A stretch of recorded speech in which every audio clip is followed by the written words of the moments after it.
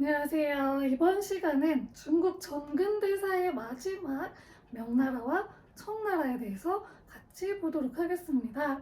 우리 지난 시간에 몽골족이 세운 원나라가 멸망을 할 때 백령교도의 난이 일어났고 그 가운데서 빨간색 수건을 두른 홍건적의 난이 일어나면서 명나라가 세워졌다고 이야기했습니다.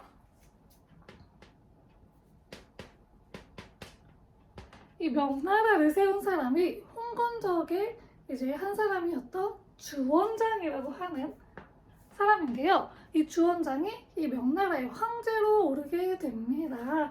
그러면서 홍무제라는 호칭을 사용을 하기 시작하였습니다. 자, 이 홍무제는 이 연호를 사용을 했는데요. 이전의 황제들은 자신의 그 이름, 황호와 그 호칭과 연호를 좀 다르게 사용을 했었는데요. 명나라 때부터는 자신의 이름과 연호의 이름을 똑같이 사용을 했습니다. 그래서 홍무제 같은 경우에는 연호가 홍무였습니다. 이때부터 이 황제의 명칭과 연호가 일치되는 모습을 보여줬습니다. 자, 이 홍무제는 한족이에요.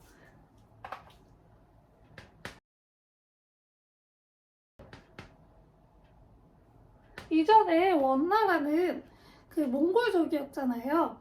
근데 이제 몽골족이 지배하던 중국에서 다시 한족이 지배하는 중국으로 돌아왔어요. 그래서 한족으로 돌아왔고, 그러니까 이제 한족의 정치를 다시 하기 위한 준비들을 실시하였습니다. 그 중에 하나가 유교를 다시 장려를 한 건데요. 그러면서 이제 유라는 것을 만들어서 반포를 합니다.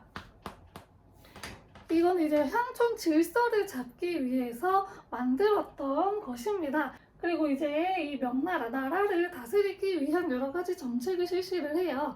일단 거기 있는 사람들이 몇 명인지 조사를 하고 땅이 어떤지 조사를 해서 세금을 제대로 거둘 수 있는 기반을 마련을 해야 돼요. 세금이 제대로 거쳐야지 나라의 재정이 단단해지고 그 재정을 기반으로 여러 가지 정책도 시행하고 또 국방도 튼튼히 할 수가 있기 때문에 그런 건데요. 그래서 이제 토지를 조사해서 책을 하나 만들었어요. 그걸 어린도책이라고 하고요. 이것은 토지 조사했던 거고, 그리고 사람을 몇 명인지 조사를 해서 쓴 책은 부역황책이라고 합니다.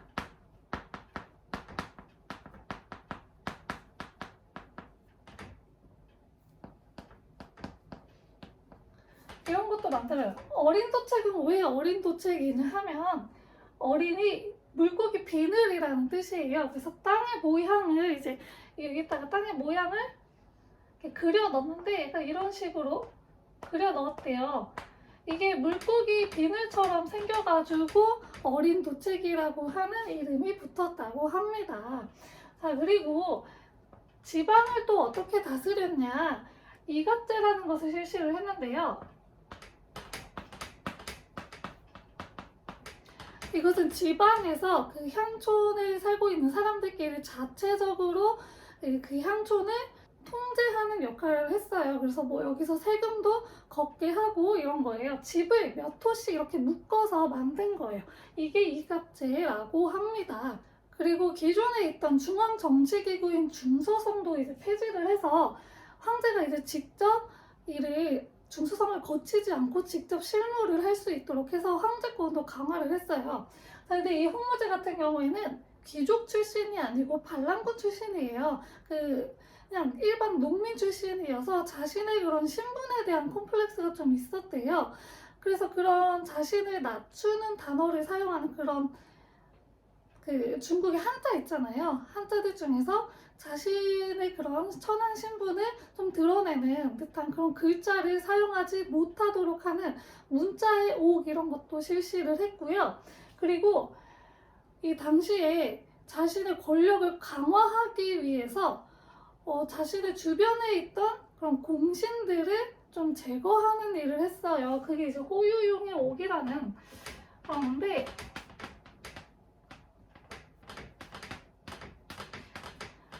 이 잘못도 안 했는데 그 억울한 일을 만들어서 잡아서 죽인 일이에요. 그러니까 이런 일들을 해서 많은 사람들을 죽이고 자신의 권력을 강화하고자 하였습니다. 자, 홍무제 같은 경우에는 그 내부에서 자신을 반대하는 세력들이 나타날까봐 실시했던 일이 하나 있어요. 바로 해금령인데요. 이 외부에 명나라에 반대하는 세력, 그러니까 주로 타이완에 있었는데 이 타이완 지역의 명나라에 반대하는 세력과 그 내륙에 있는 명나라에 반대하는 세력이 연합을 해서 자신에게 대항할까 두려워서 바다를 건너지 못하게 했던 해금령이라는 것도 실시를 했습니다. 그렇기 때문에 이제 무역 같은 경우에도 좀 제재를 받기 시작을 했어요. 이 홍무제는 아들들을 그 지방에다가 좀 분봉을 했어요. 그러니까 봉건제 같은 걸 실시를 한 거죠.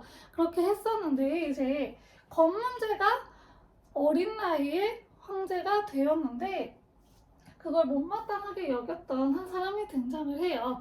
바로 베이징 지역에 분봉을 받았던 그 주체라고 하는 아들이 하나 있었어요. 걔가 반란을 일으켜서 본인이 황제가 되었습니다. 그리고 자신의 세력 기반이었던 베이징으로 천도를 합니다. 원래 명나라는 처음에 남경을 수도로 삼았었어요. 난징이라고도 하는데 여기를 수도로 삼았다가 자신의 세력 근거지였던 베이징으로 천도를 해요.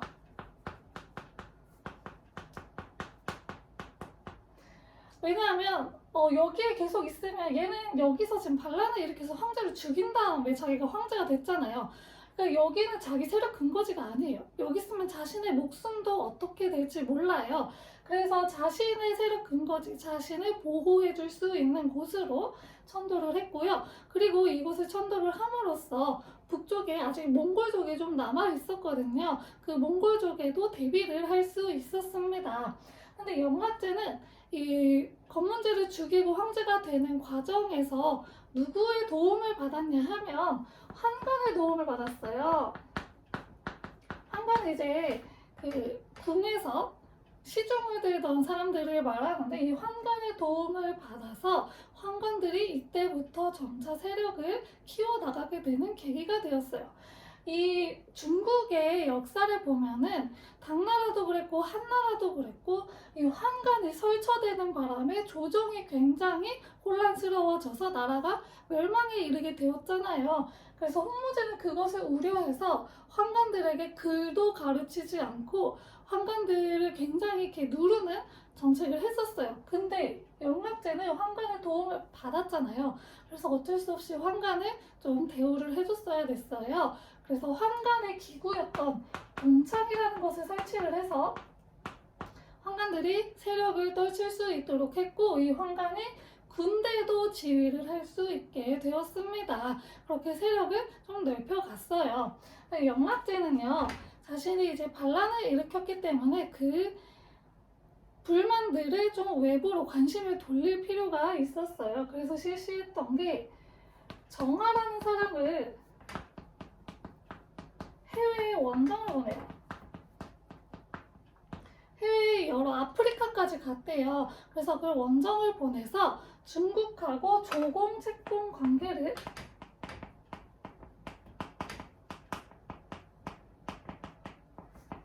맺게 하였습니다. 그래서 30개의 그런 국가들이 명나라에다가 조공을 바쳤다고 합니다. 그렇게 해서 이제 그 해외로 시선을 분산시켰고요. 그리고 요 이후에 화교들이 동남아시아에 진출하게 되는 계기가 되었다고 합니다.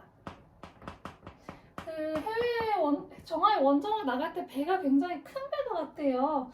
그래서 규모가 굉장히 상당했고 돈이 굉장히 많이 들었는데 그렇게 큰 돈을 쓰면서까지도 이것을 꼭 해야만 했던 이유, 바로 자신의 권력 유지를 위해서였어요.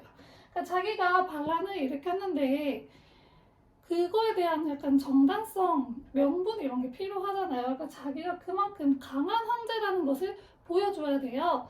그래서 감행했던 게 바로 이 정화의 원정이고, 결론은 뭐 좋았죠. 30여 개국으로부터 조공, 책공 관계를 맺어서 조공을 받는 강한 황제가 되었습니다. 자, 그리고 이 영화제는 베이징으로 천도를 하면서 이쪽에 궁을 하나 만들어야겠죠. 자신이 이제 생활을 궁을 만들어야지 아무 데서나 지낼 수는 없으니까요. 그게 바로 지금 북경에 남아있는 자금성입니다. 이 자금성은 청나라 멸망 때까지 황실의 그런 궁으로서의 역할을 톡톡히 해내었습니다.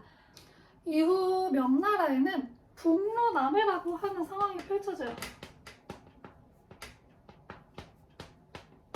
북쪽에서 오랑캐, 남쪽에서 왜구라는 뜻인데요. 이 북로남해는 북로는 주로 북쪽에 있는 오이라트부를 이야기하고요. 남해는 우리 다음 시간에 배울 무로마치 막부가 있어요. 이 무로마치 막부 시대의 그 왜구들을 이야기합니다.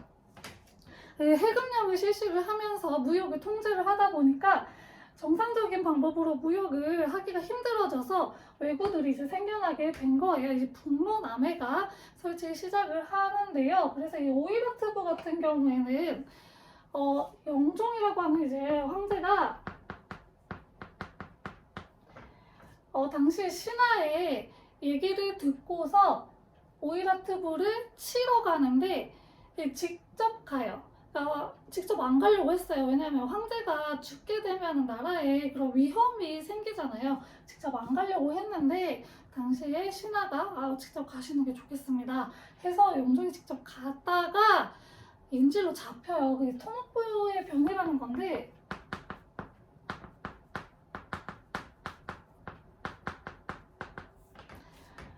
이런 일이 생겨요. 잡혀가요, 인질로. 그랬다가 영종이 풀려나고 다시 돌아왔는데 이걸 웬걸? 나 말고 다른 사람이 황제 자리에 앉아있는 거예요. 그래서 아니 이게 뭐야 해서 이거 안 되겠다, 이거 엎어야겠다 해서 누구의 도움을 받냐 하면 이현이라고 하는 사람이 도와줘요. 이현은 환관인데 이 이현의 도움을 받아서 다시 황제 자리에 오르게 되었습니다. 그래서 그 공을 치하하여 이 이현이라는 사람을 위해서 한 가지 직책을 만드는데요. 그게 바로 수보라고 하는 직책입니다. 이 직책은 한 명밖에 없고요. 환관 중에 짱이에요. 그러니까 환관 중에서 가장 높은 위치에 있는 게 바로 이 수보입니다. 그래서 이제 이때부터 수보가 이 조정을 아주 그냥 쥐락펴락하는 그런 명나라 정치 상황이 펼쳐지게 되었습니다. 남해 같은 경우에는 이 왜구가 계속 설쳤다고 했잖아요. 그래서 이제 명나라 입장에서는 아무나 이렇게 와서 하지 말아라 해서 감합무역을 실시를 해요.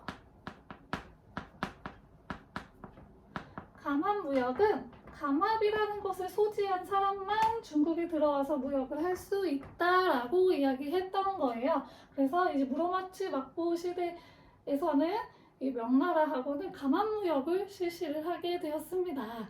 자, 이런 상황에다가 무슨 일이 벌어지냐 하면 일본이 그 조선에게 명나라로 가는 길을 빌려달라고 하면서 외란을, 그러니까 전쟁을 하나 일으키죠. 그게 바로 임진왜란이 일어나는데요. 이때 명나라가 조선을 도와줘서 조명연합군이 형성이 되죠. 자, 그러면서 돈을 굉장히 많이 써요. 전쟁을 일으키게 되면 돈을 굉장히 많이 쓸 수밖에 없어요.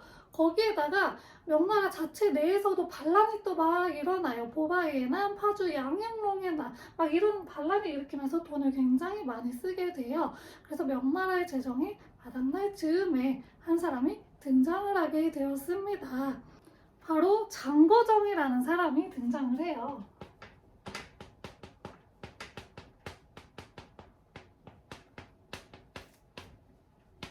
이 장거정이 개혁을 실시합니다. 그래서 무엇을 실시를 하냐? 일조편법을 실시를 해요. 당시에는 신항로 개척 이후에 아메리카 지역에서 은광이 발견이 되면서 은이 이제 전 세계적인 공통 화폐로 쓰이기 시작을 했었어요. 그래서 이 은이 명나라에도 계속 들어와서 이 은을 가지고 세금을 내게 한 거예요. 거기에다가 그 원래 세금이 굉장히 종류가 많았거든요. 근데 그 종류가 많은 세금을 땅에 매기는 세금, 지세, 사람에게 매기는 정세, 이 두 개로만 이제 통합을 해서 이 두 개만 내게 한 거예요. 은으로 지불을 하게 하였습니다. 이런 일을 해서 이제 세금을 좀 안정화 시켰고요. 또 하나 무엇을 하냐면 고성법이라는 걸 실시를 하는데,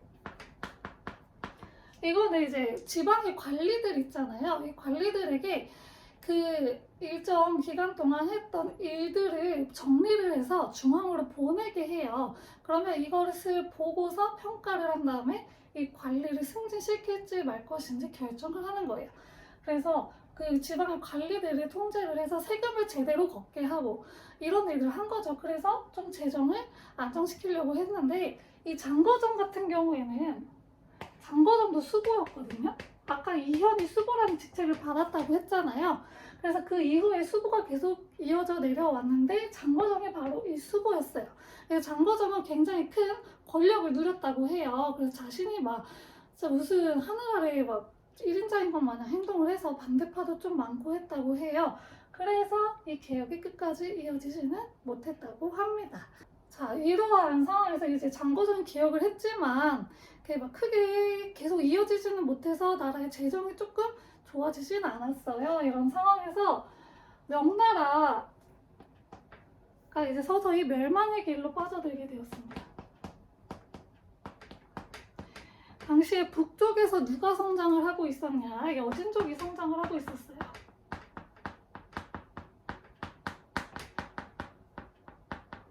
그리고 내부에서는 이제 환관들이 또 자꾸 설치기 시작을 한 거예요. 그래서 세금도 너무 많이 걷고 농민들이 너무 힘들어지는 상황이 있어서 누가 반란을 일으키냐? 이자성이 반란을 일으켜요. 그래서 자기가 신순왕이 되어서 나라를 세워요. 대순이라고 하는 나라를 세워서 자기가 왕이 돼요. 그래서 뭐 세금도 감면해주고 백성들을 위한 정치를 하니까 아주 좋아했죠, 백성들이. 그래서 이게 생각보다 성공적으로 됐어요. 이 당시에 그 중국의 땅이 이렇게 있잖아요. 하면은 이쪽에 이제 여진족이 있었고 여기에 명나라가 있는데 이 끝쪽에 산해관이라는 지역이 있어요. 여기가 거의 그 입구라고 생각을 하시면 돼요. 들어오는 입구, 중국으로 들어오는 입구라고 생각하시면 되는데, 그러니까 만리장성 끝이에요. 여기를 오삼계라고 하는 사람이 지키고 있었어요. 이 오삼계도 명나라에 좀 불만을 가지고 있었던 거죠. 그리고 이제 여진족이 성장하는 게 눈에 보이잖아요. 대세는 일로 기울었다 해서 어떻게 하냐? 이 여진족이 청나라를 세우거든요. 이 청나라에게 이 산해관 문을 활짝 열어줘요. 들어오세요! 해서 이제 오삼계의 안내로 인해서 청나라가 입성을 하게 되었고요. 무혈 입성이에요. 안 싸우고 그냥 문 열어줘서 들어왔어요. 그래서 이미 혼란해진 상황 속에서 이 청나라가 이자성의 난을 진압을 하고, 그리고 그 작은 성의 자리에 바로 이 청나라의 황제 당시에 순치제였는데요. 순치제가 앉음으로써 이제 명나라는 멸망을 하고 청나라가 들어오게 되었습니다. 명나라의 마지막 황제 순정제는요, 스스로 목을 매서 이제 세상을 떠났다고 합니다. 자, 이제 명나라를 무너뜨리고 청나라가 들어오게 되었습니다. 청나라는 누가 세운 나라? 여진족이 세운 나라예요. 만주족으로 나중에 이름을 바꿔요. 이 여진족, 만주족이라고도 하는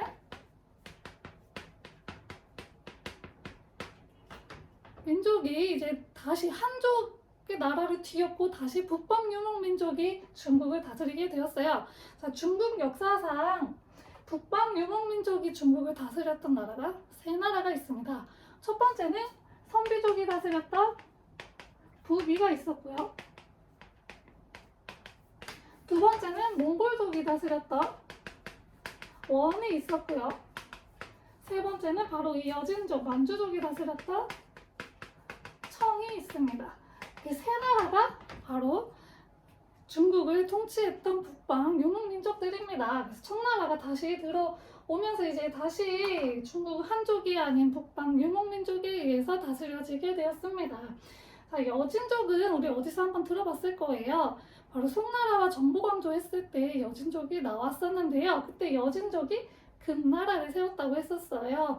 그래서 이때 이제 여진족에 누르하치라는 사람이 등장을 해서 그때 이제 금나라가 있었잖아요. 그래서 우리는 후금, 이 나라에서 후금을 다시 세우고요.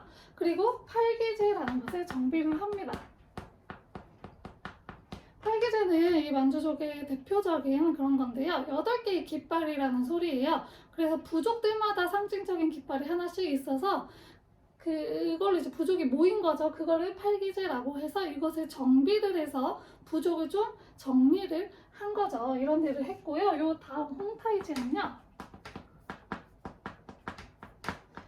국호를 이때 이제 청으로 바꿔요. 청나라가 되었고 우리나라하고는 어떠한 관련이 있냐 하면 바로 병자호란이 일어났을 때 그 황제가 바로 홍타이지입니다. 그래서 병자호란을 일으켰습니다. 그리고 이 팔기 내에서 자신이 권력을 잡았어요. 그리고 나서 이 이후에 이제 순치제 때 드디어 명나라가 멸망을 하게 된 거죠. 그래서 청이 이때 베이징에 입성을 하게 된 겁니다. 이때부터 이제 청나라가 다스리게 되었어요. 자, 이후에 이제 청나라의 전성기가 찾아오게 돼요.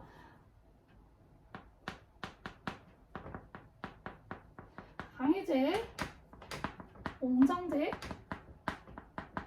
걸륭제 이 세 시기에 청의 그런 전성기가 찾아오게 되는데요. 강희제 같은 경우에는 일단 얘네도 여진족, 만주족, 북방 유목민족이잖아요. 그러니까 한족에게 반대를 많이 샀어요. 그래서 그 반청 세력이 있었는데 반청 세력이었던 정시 세력이 있어요. 정시 세력을 소멸시켜요. 그래서 얘네도 처음에 이제 해금령을 내렸어요. 그 반청 세력하고 연합을 할까봐 해금령을 내렸는데 이 정시 세력을 소멸시키면서 해금령을 풀어주게 되었습니다. 자, 그리고 네르친스크 조약이 있어요. 이걸 러시아하고 맺은 건데 러시아의 당시에 표트르 대제였는데 이 네르친스크 조약을 맺어서 러시아하고 경계를 이제 확실하게 정한 거죠. 흑룡강 부근에 그 경계를 정했어요.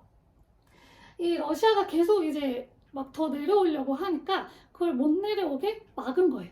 그래서 네르친스크 조약을 맺어서 러시아와 국경을 확실히 했다는 거고요. 이후 옹정제 때는 황제 권력을 더욱더 강화하였습니다.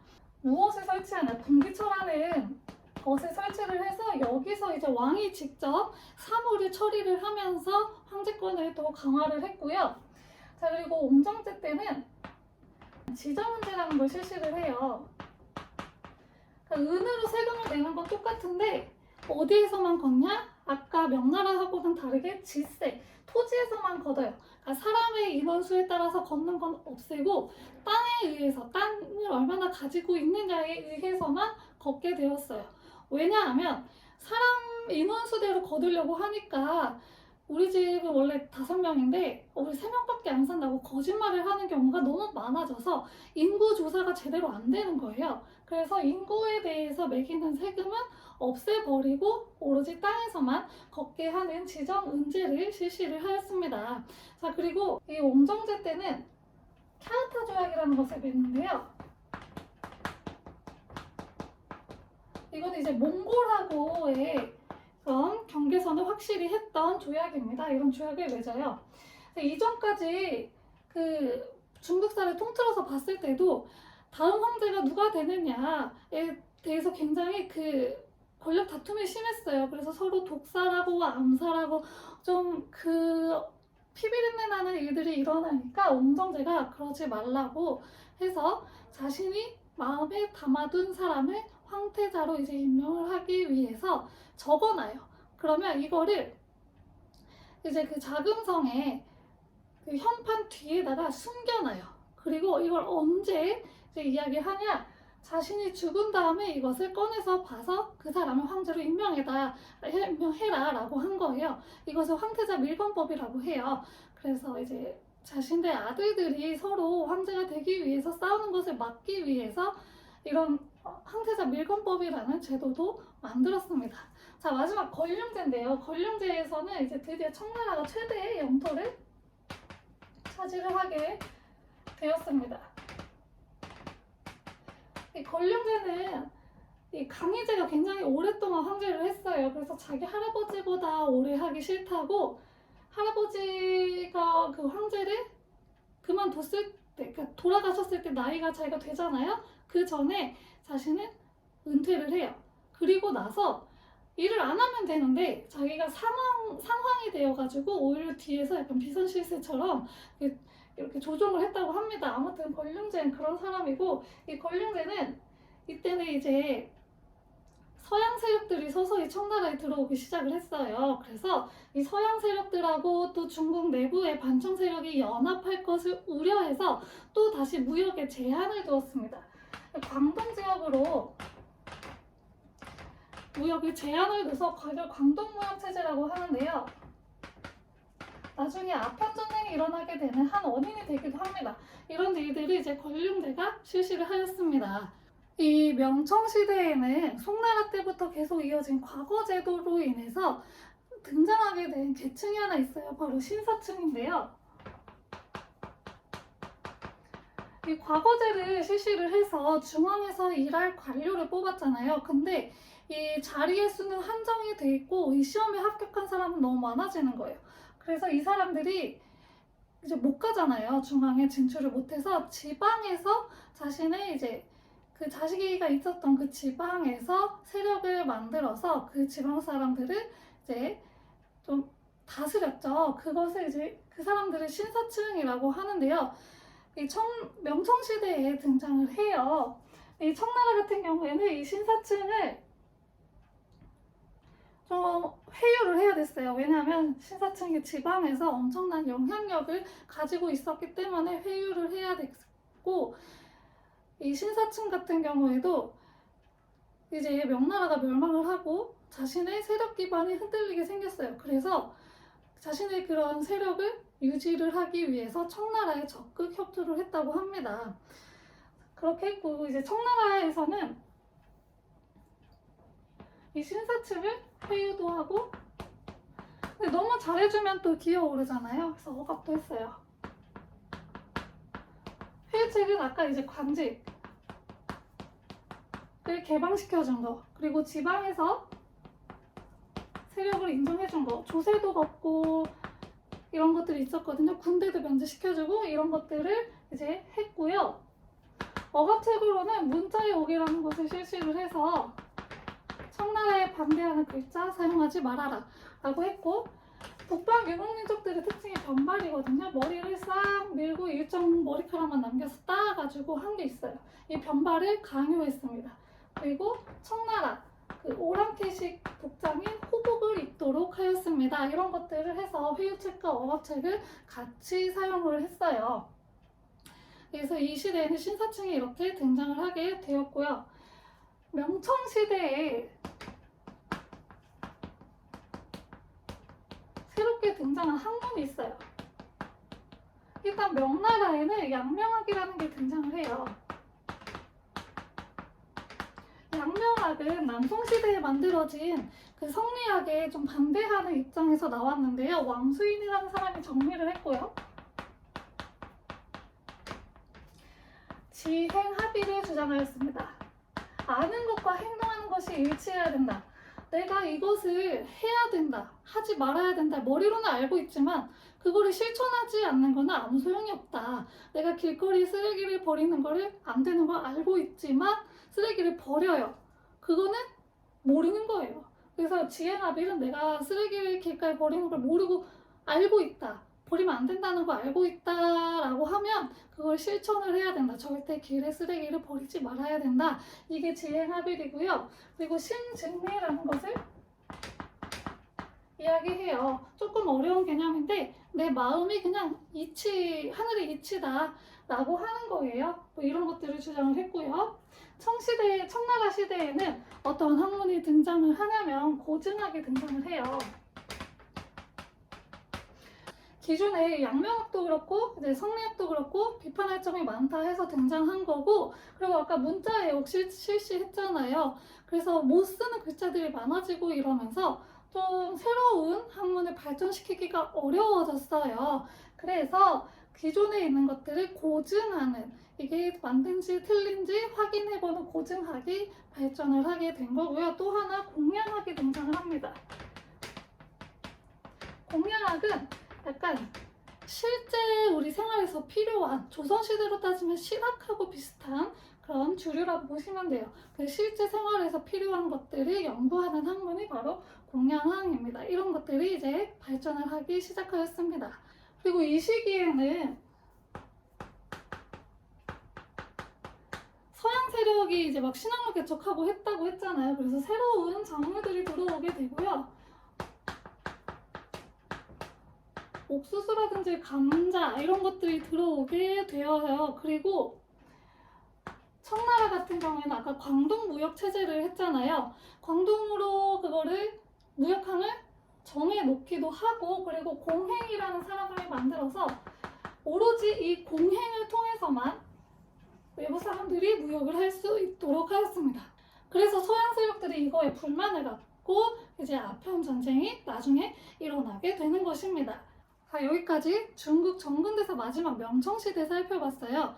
명나라는 이제 북방 유목민족이 다스리던 원나라에서 다시 한족으로 바뀌어서 한족 정치를 이끌어 나가다가 이제 임진왜란 등 이런 재정 상태가 악화돼서 그 장거정이 개혁을 일으켰으나 그렇게 크게 계속 이어지지는 못했고, 결국에는 이자성의 반란이 일어났고 오삼계가 산해관문을 활짝 열어주면서 북방 유목민족이었던 청나라가 중국을 지배하게 되었고, 중국은 다시 한족이 아닌 북방 유목민족에 의해서 지배를 당하게 되는 상황이 되었다라고 이야기했어요. 이 청나라는 신사층을 또 회유하고 억압하는 여러 정책도 했고, 그리고 강희, 옹정, 걸륭제 이 세요 황제에 의해서 전성기를 맞이하게 되었었다 라는 거 했고, 또 여러 가지 학문들이 또 발전을 했었다 이야기했습니다. 자, 다음 시간에는 이 비슷한 시기에 일본에서는 어떤 일들이 있었는지 살펴보도록 하겠습니다. 감사합니다.